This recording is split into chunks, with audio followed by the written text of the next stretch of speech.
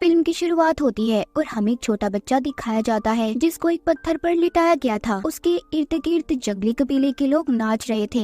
इस कबीले का लीडर इस बच्चे को अपने देवता की खातिर मारना चाहता था। इस बच्चे का नाम लिनशु होता है। तभी लिनशु अपने पास एक बहुत ही बड़े काले रंग के पाइथन को देखता है। जैसे ही पाइथन अपना बड़ा सा मुंह खोलकर इसे खाने वाला था तो लिनशु की आँख खुल जाती है। यहाँ से हमें पता चलता है कि लिनशु सपना देख रहा था। दरअसल वो अपने अंकल के साथ एक नदी पर लकड़ी की बनी हुई कश्ती में बैठकर मछलियाँ पकड़ने आया हुआ था। लिनशु अपने सामने धुंध से ढका हुआ एक आइलैंड देखता है। वो अपने अंकल से उस आइलैंड के बारे में पूछता है। उसके अंकल बताते हैं कि यहाँ पर सुना है बहुत बड़े बड़े सांप रहते हैं और इधर इंसानों के ढांचे पड़े हुए मिले हैं। यहाँ पर बहुत ज्यादा खतरा है, हमें जितना हो सके उतना दूर रहना चाहिए। बातें करते हुए लिनशु के अंकल को ख्याल ही नहीं रहा था कि वो मछलियाँ पकड़ रहे हैं। तभी उनके जाल में एक बहुत बड़ा पाइथन आ जाता है। उसको खींचते हुए वो खुद पानी में गिर गए थे। लिनशु बहुत ज्यादा डर जाता है। उसके अंकल पानी से बाहर आ जाते हैं और कहते हैं फिक्र नहीं करो, मैं ठीक हूँ, मैं तो बस मछलियाँ पकड़ने वाले जाल में फंस गया था, मगर अब पानी की लहरें खींचकर उन्हें आइलैंड के पास ले गई थी। लिनशु के अंकल बहुत ज्यादा डर जाते हैं। वो जल्दी से यहाँ से जाने की कोशिश कर रहे थे। तभी जब वो पीछे मुड़कर देखते हैं तो कश्ती पर लिनशु नहीं था, वो गायब हो चुका था। लिनशु के अंकल बहुत ज्यादा डर जाते हैं। वो अपनी कश्ती को लेकर वहाँ से जल्दी जल्दी उसे चलाकर अपने गांव में वापस आ गए थे। वो आकर अब सारी बात के बारे में लिनशु के डैड अपने भाई को बताते हैं, जो सुनकर डर गए थे। वो पूछते हैं कि कहाँ पर छोड़कर आए हो तुम मेरे बेटे को। उधर हमें लिनशु को दिखाया जाता है जो उसी आइलैंड के बीचों बीच फंस चुका था, जिसके बारे में इसके अंकल ने बताया था कि यहाँ पर सांपों का राज है। उसे पता ही नहीं चल रहा था कि वो कहाँ पर जाए। जब वो थोड़ा सा आगे चलता है तो उसका पाँव एक पत्थर से टकरा गया था। वो अपने आगे एक बहुत बड़े सांप की खाल देखता है, जिसे देखकर वो डर गया था और अपने पीछे भी किसी अजीब सी चीज को महसूस करता है। जब वो पीछे मुड़कर देखता है तो वहाँ पर कोई भी नहीं नजर आता। इसके बाद वहाँ पर एक जंगली पौधा उस पर हमला करके उसे अपनी झाड़ियों में फंसा लेता है। यानी कि इस आइलैंड पर सांपों के साथ साथ यहाँ के दरख्त पौधे भी जानदार थे,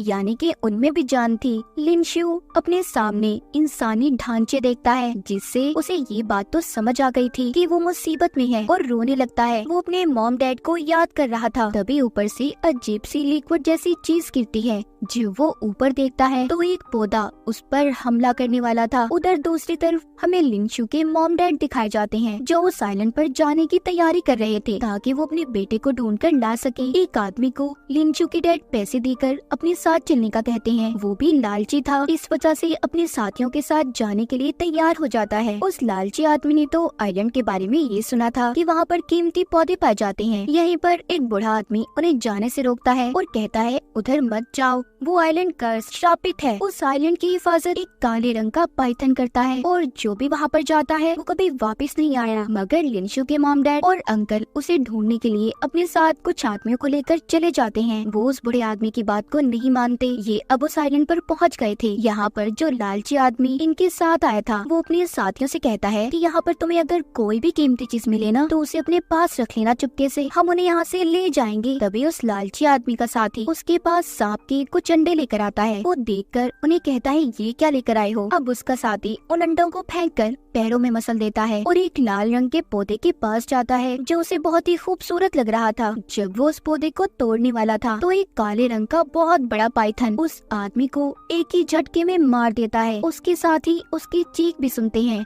वो समझ गए थे कि शायद उसके साथ कुछ बुरा हुआ है। उधर लिनशु की मॉम को उसका गिरा हुआ जूता मिलता है, जिससे उन्हें ये बात तो पता चल गई थी कि लिनशु इसी आइलैंड पर है। तभी इन पर भी उस काले रंग के पाइथन ने हमला कर दिया था। जब भी उससे बचकर भाग रहे थे तो एक जंगली पौधा अपनी झाड़ियों में लपेटकर इन्हें एक गार में गिरा देता है।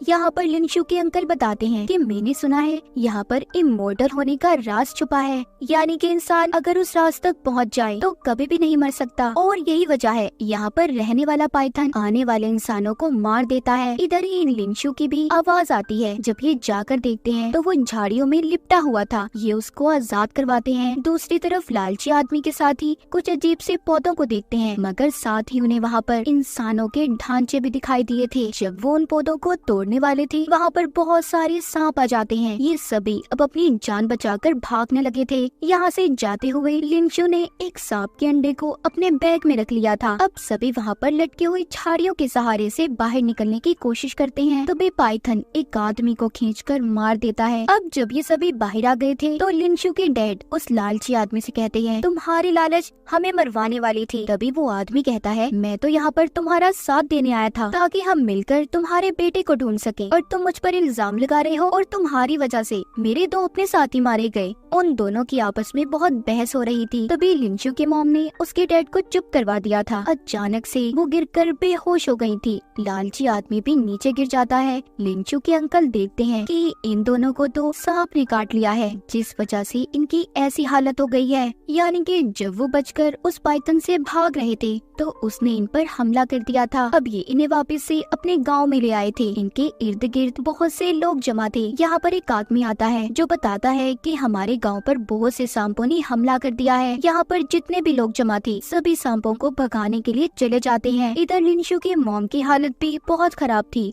वो अपनी मॉम को देखकर रो रहा था। लिंशु की मॉम उसे एक लॉकेट देती है और कहती है, बेटी हमेशा अच्छे इंसान बनकर रहना और नेचर यानी कि कुदरत से प्यार करते रहना। इतना कहकर उसकी मॉम की मौत हो गई थी। कुछ दिन के बाद लिंशु को दिखाया जाता है। एक दिन वो ये नोटिस करता है कि जिस अंडे को वो आइलैंड से लेकर आया था वो टूट चुका है और उसमें से एक सांप निकलकर बाहर आया है। ये कोई आम सांप नहीं था बल्कि एक गोल्डन पाइथन था। वो उसे अपने पास रख लेता है। इन दोनों में काफी अच्छी दोस्ती भी हो गई थी। एक दिन लिंशु के डैड ने उसे गोल्डन पाइथन के साथ खेलते हुए देख लिया था। उन्हें पता चल जाता है कि लिंशु सांप से बातें कर रहा है। वो उसे छोड़ने का कहते हैं, बेटे इसे छोड़ दो, इससे हम सबकी जान को खतरा हो सकता है। मगर लिंशु इस सांप को किसी को भी देना नहीं चाहता था। अब वो नदी किनारे आकर उसी आइलैंड के पास पाइथन को छोड़ देता है जहाँ से लिंशु को इसका अंडा मिला था। वो उसे जाने का कहता है मगर गोल्डन पाइथन भी उससे अलग होना नहीं चाहता था। तभी लिंशु देखता है कि उसके इर्द गिर्द बहुत से सांप आने लगे हैं। मगर जब गोल्डन पाइथन पानी में चला गया था तो सभी सांप भी वहाँ से चले जाते हैं। उधर गाँव में सभी लोग लिंशु को ढूंढ रहे थे। वो उसे ढूंढते हुए उसी नदी किनारे आ जाते हैं। लेकिन अचानक से एक आदमी को न जाने क्या हो गया था, वो बेहोश होकर नीचे गिर जाता है। इसके बाद यहाँ से हमें 10 साल बाद का सीन दिखाया जाता है। लिंशु अब बड़ा हो चुका था। वो एक प्राइवेट क्लिनिक में बायोलॉजिस्ट था, यानी कि पौधों और जानवरों पर रिसर्च करता था। वो उन सिंबल्स बने हुए निशानों पर भी रिसर्च कर रहा था जो उसने कई साल पहले पाइथन आइलैंड के गार में देखे थे। तभी उसे उसके अंकल की कॉल आती है जो बताते हैं कि हमारे गाँव में लोग बीमार हो रहे हैं, उनकी हालत बहुत खराब है, तुम्हें जल्दी कुछ करना होगा। यहाँ पर हमें पता चलता है कि लिंशु कई साल से अपने गांव में नहीं गया था और साथ ही साथ वो अपने डैड से भी नाराज था जिन्होंने उसके इतने अच्छे दोस्त गोल्डन पाइथन को उससे अलग कर दिया। अब लिंशु अपने स्टाफ के साथ बैठा मीटिंग कर रहा था जहाँ पर उसकी बॉस उसे बताती हैं कि मुझे एक पौधे के बारे में पता चला है जिसके अंदर इमॉर्टल यानी कि हमेशा जिंदा रहने की खूबी पाई जाती है और वो पौधा तुम्हारे गांव के करीब आइलैंड पर पाया जाता है। तुम्हें वहाँ पर जाकर उसे लाना होगा। अब बॉस लिंशु के साथ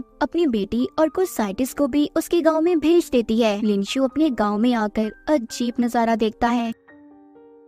सब बहुत ज्यादा बीमार हैं और साथ ही साथ वो सांप की खालों को भी देखता है जिससे वो लोग अपना इलाज कर रहे थे। यहाँ पर आकर लिंशु अभी भी अपने डैड से नहीं मिलता क्योंकि वो उसी बात पर उनसे अब तक नाराज था। वो अपनी मॉम की कब्र पर चला जाता है। अब लिंशु और उसका मैनेजर गाँव वालों से मीटिंग करते हैं और पाइथन आइलैंड पर जाने का कहते हैं, जिस पर वो सभी उन्हें वहाँ जाने से रोक रहे थे। लिंशु कहता है, देखिए सब बात समझने की कोशिश करें, हमारा वहाँ पर जाना बहुत जरूरी है। आप लोगों की इस बीमारी का हल हमें वहीं पर मिलेगा। लिंशु अपनी टीम के साथ, जिसमें अब उसकी बॉस भी थी, जाने के लिए तैयार थे। तभी वहाँ पर वही लालची आदमी आ जाता है जिसने कई साल पहले लिंशु के डैड के साथ इसे बचाने आइलैंड पर आया था। उसके हाथ में हथियार देखकर लिंशु डर जाता है, वो भी क्योंकि अब इनके साथ जाना चाहता था। ये देखकर लिंशु की बॉस कहती है, हमें इसे साथ ले लेना चाहिए क्योंकि मैंने सुना है उस आइलैंड पर बहुत खतरा है और इसके पास तो हथियार भी है, ये हमारी मदद कर सकता है। अब जब ये आइलैंड पर पहुँचते हैं तो उधर लालची आदमी का साथी फिर से वहाँ से एक पौधा तोड़ने की कोशिश करता है, मगर वो पौधा इतना खतरनाक था, किसी जानवर की तरह अपना मुंह खोलकर उस लालची आदमी के साथी को मुंह से नोच लेता है। जिसको सभी देखकर डर गए थे। लिंशु ये देखकर सभी को गार के अंदर जाने का कहता है। गार में आकर लिंशु की बॉस एक पौधे को तोड़ लेती है, जिससे वहाँ पर जितने भी पौधे थे सभी इन पर हमला करने आ गए थे। अब ये यहाँ से सभी बचकर भागते हैं। इसी दौरान लिंशु और बॉस की बेटी अपने ग्रुप से अलग हो गए थे। उधर दूसरी तरफ बाकी के लोग अपनी जान बचाते काले रंग के पाइथन के गार में आ जाते हैं। अब वो पाइथन आहिस्ता आहिस्ता इनकी तरफ बढ़ रहा था। लालची आदमी उस पर गोली चलाकर उसे मारने की कोशिश करता है, जिससे पाइथन मरा तो नहीं था मगर अब उसे और ज्यादा गुस्सा आ गया था। वो इनको खाने के लिए बड़ा सा खौफनाक तरीके से मुंह खोलता है, जिस वजह से ये सभी अब डर कर वहाँ से भाग रहे थे। उधर दूसरी तरफ लिंशु को गोल्डन पाइथन मिलता है, जो इसने कई साल पहले नदी में छोड़ दिया था। उस गोल्डन पाइथन ने भी इसे पहचान लिया था। वो उसे कुछ भी नहीं कहता। लिंशु यहाँ पर बॉस की बेटी को बताता है, इस पाइथन से हमें कोई खतरा नहीं है। तभी वो गोली की आवाज सुनकर वहाँ से चला गया था।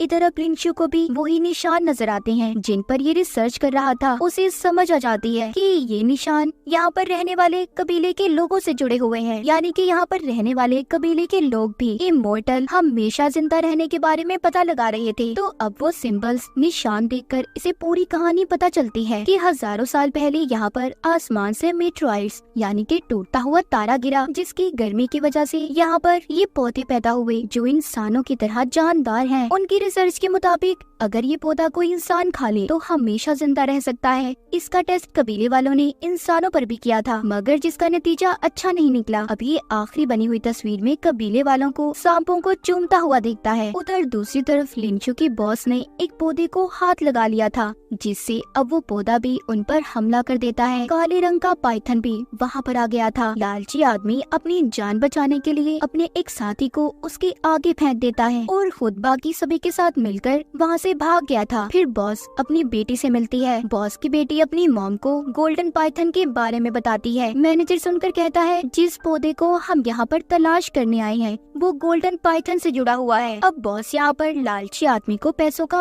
और लालच देकर गोल्डन पाइथन को पकड़ने का कहती है। यहाँ से आगे जाने पर ये काले रंग के और गोल्डन पाइथन को देखते हैं जो दोनों एक दूसरे में लिपटे हुए थे। यहीं पर गोल्डन पाइथन की जिल्द किसी पौधे के पत्तों की तरह झड़ रही थी। लिंशु को देखकर ये समझ आता है कि गोल्डन पाइथन की जिल्द ही है जो झड़कर किसी पौधे में बदल जाती है और इमोर्टल पौधा बनता है, जिससे इंसान हमेशा जिंदा रह सकता है और हो सके तो हम उस पौधे से किसी की भी जान को बचा सकते हैं। लिंशु की बॉस लालची आदमी को पाइथन्स को मारने का कहती है मगर काले रंग का पाइथन उन पर हमला कर देता है। जब एक आदमी गोल्डन पाइथन को मारने वाला था तो लिंशु आकर उसे रोकता है और दूर फेंकता है, क्योंकि वो गोल्डन रंग के पाइथन को किसी को भी नुकसान पहुंचाने देना नहीं चाहता था।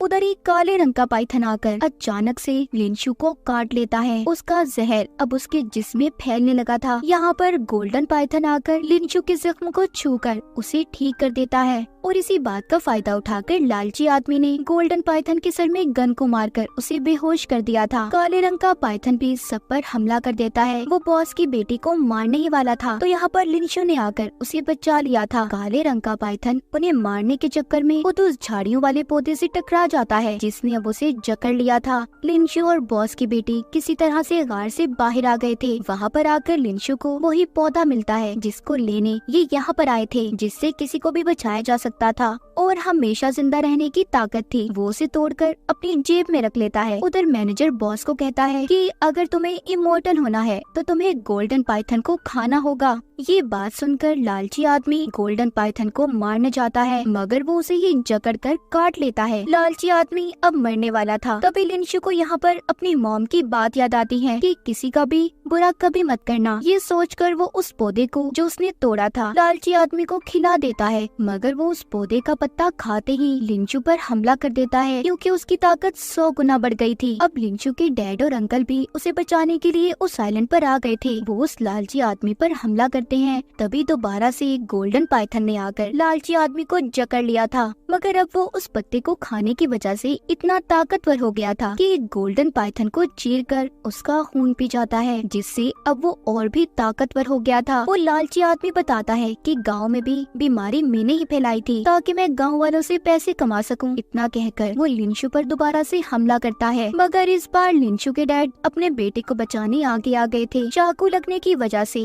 उनकी फौरन मौत हो जाती है। अब लालची आदमी के जिस्म में जलन होने लगी थी। यहीं पर लिंशु को कबीले के गायब होने की वजह पता चलती है। उन्होंने भी पौधे को खाकर सांप के खून को पी लिया था, जिससे उन सभी की मौत हो गई। वो लालची आदमी उस पौधे और खून की वजह से पागल हो गया था, सभी को मारने लगता है। बॉस अपनी बेटी को लेकर यहाँ से जाने लगती है, मगर वो जाने से मना कर देती है क्योंकि वो लिंशु को पसंद करने लगी थी और उसे बचाने की कोशिश भी करती है। बॉस की बेटी के आने से पहले लालची आदमी ने लिंशु पर गोली चला दी थी, मगर लिंशु उससे बच जाता है क्योंकि गोली उसके जिस्म में रखी हुई तावीज पर लगती है जो उसकी मॉम ने उसे दिया था। अब अचानक से यहाँ पर काले रंग का पाइथन आ जाता है, जिसने लालची आदमी को एक ही झटके में निगल लिया था। ये आइलैंड अब पूरी तरह तबाह होने लगा था। अब यहाँ पर जख्मी हालत में गोल्डन पाइथन भी आ जाता है, जो लिंशु को यहाँ से जाने का रास्ता दिखा रहा था। ये सही सलामत बचकर सभी नदी के किनारे आ जाते हैं। यहाँ पर लिंशु अब उस गोल्डन पाइथन को वही पौधा खिलाने का फैसला करता है, मगर उसकी बॉस ऐसा नहीं चाहती थी। वो उसे वो पौधा लेने का कहती है, जिसके बदले में वो उसे बहुत से पैसे देंगी, मगर लिंशु उसकी लालच में नहीं आता और उस गोल्डन पाइथन को वो पौधा खिला देता है। जिसके बाद ये सभी वहाँ से अपनी कश्ती में बैठकर जाने लगते हैं। वो पौधा खाने की वजह से गोल्डन पाइथन की हालत में भी सुधार आने लगा था, मगर वो लिंशु से अलग होने पर बहुत दुखी था। जिसके बाद कहानी के आखिर में हमें दिखाया जाता है लिंशु और बॉस के बेटे मिलकर गाँव वालों का इलाज करते हैं और बाद में इन्होंने यहीं पर रहने का फैसला कर लिया था, और जिसके साथ ही ये फिल्म की कहानी यहीं पर खत्म हो जाती है।